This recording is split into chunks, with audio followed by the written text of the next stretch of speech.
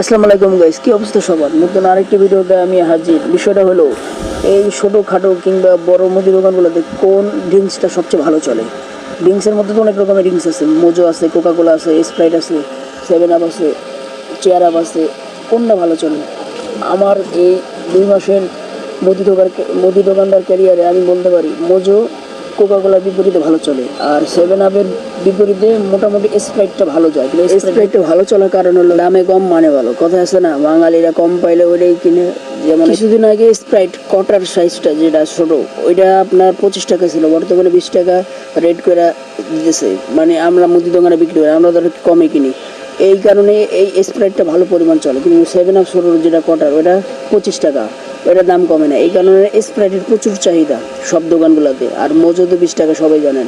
মোজোর বিকল্প আছে ম্যাক্স কোলা, তারপর আরও বহু বহু কোম্পানির ব্র্যান্ডের এই ড্রিঙ্কসগুলো থাকে, কিন্তু মোজোটাই ভালো চলে।